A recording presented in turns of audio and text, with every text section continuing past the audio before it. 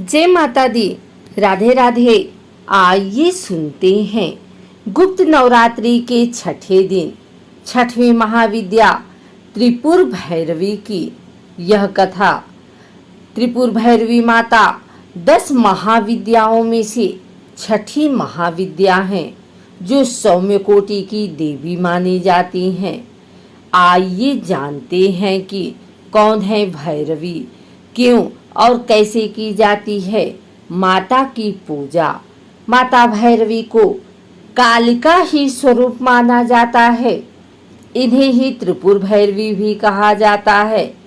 भैरवी के नाना प्रकार के भेद बताए गए हैं, जो इस प्रकार हैं: त्रिपुरा भैरवी, चैतन्य भैरवी, सिद्ध भैरवी, भुवनेश्वर भैरवी, संपदाप्रद भैरवी, कमलेश्वरी भैरवी, कौलेश्वर भैरवी, कामेश्वरी भैरवी, नित्या भैरवी, रुद्र भैरवी, भद्र भैरवी तथा सटकुटा भैरवी आदि त्रिपुर भैरवी उधर्वान्व की देवता हैं।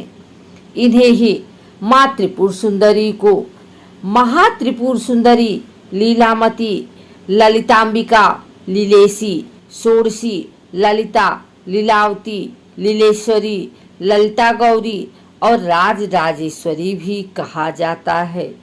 दुर्गा सप्तशती के अनुसार देवी त्रिपुर भैरवी ने ही महिषासुर नामक दैत्य का वध किया था।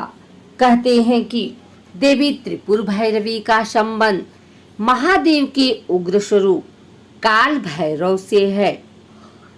माँ भैरवी की 4 भुजाएं और 3 नेत्र हैं। उनके बाल खुले हुए रहते हैं।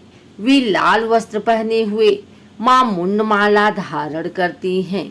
काल भैरव की तरह उन्हें भी दंडाधिकारी कहा जाता है। शमशान भूमि अस्त्र शस्त्र, मृतशव, रक्त, मांस, कंकाल, खप्पर आदि विध्वंसकारी चीजें देवी को प्रिय हैं। भूत, प्रेत, पिशाच, डाकिनी, भैरव, कुत्ते आदि उनकी सेना है।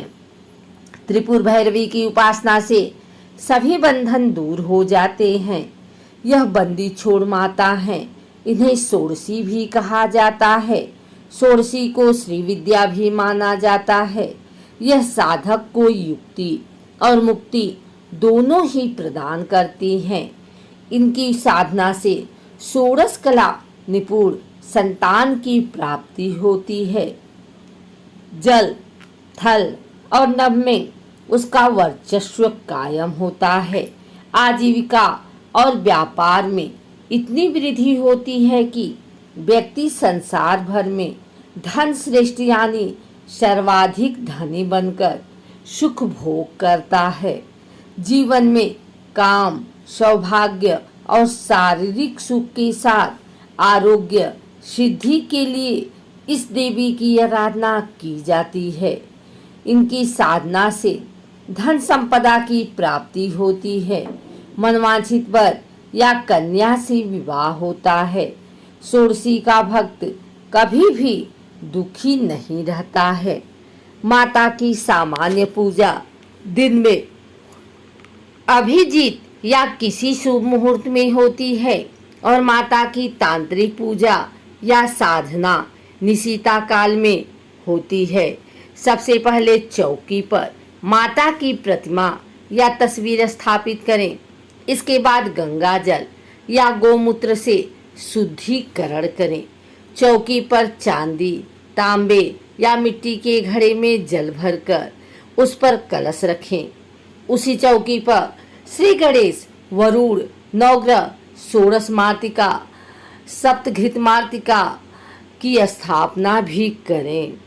इसके बाद व्रत पूजन का संकल्प लें और वैदिक एवं सप्तशती मंत्रों द्वारा माता सहित समस्त स्थापित देवताओं की षोडशोपचार पूजा करें।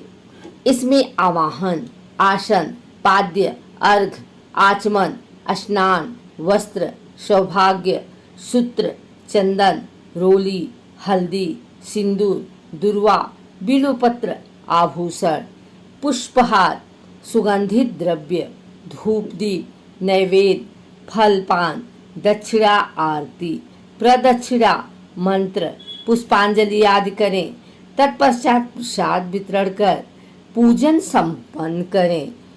त्रिपुर भैरवी का मंत्र मूंगे की माला से 15 माला है। ह्रीं भैरवी क्लौ ह्रीं स्वाहा मंत्र का जाप कर सकते हैं। जाप के नियम किसी जानकार से पूछ सकते हैं। आइए सुनते हैं त्रिपुर भैरवी की यह कथा। नारद पांचरात्र के अनुसार एक बार जब देवी काली के मन में आया कि वह पुनः अपना गौरवर्ण प्राप्त कर लें, तो यह सोचकर देवी अंतर ध्यान हो जाती हैं। भगवान शिव जब देवी को अपने समझ नहीं पाते तो व्याकुल हो जाते हैं और उन्हें ढूंढने का प्रयास करते हैं। शिव जी और महर्षि नारद देवी के विषय में पूछते हैं। तब नारद जी उन्हें देवी का बोध कराते हैं। वह कहते हैं कि शक्ति के दर्शन आपको सुमेरु के उत्तर में हो सकते हैं। वहीं देवी की प्रत्यक्ष उपस्थित होने की बात संभव हो सकेगी। तब भोलेनाथ शिव जी की आज्ञा अनुसार नारद जी देवी को खोजने के लिए वहां जाते हैं। महर्षि नारद जी जब वहां पहुंचते हैं तो देवी से शिव जी के साथ विवाह का प्रस्ताव रखते हैं। यह प्रस्ताव सुनकर देवी क्रुद्ध हो जाती हैं और उनकी देह से एक अन्य षोडशी विग्रह प्रकट होता है और इस प्रकार उससे छाया विग्रह त्रिपुर भैरवी का प्राकट्य होता है। भैरवी शब्द 3 अक्षरों से मिलकर बना है।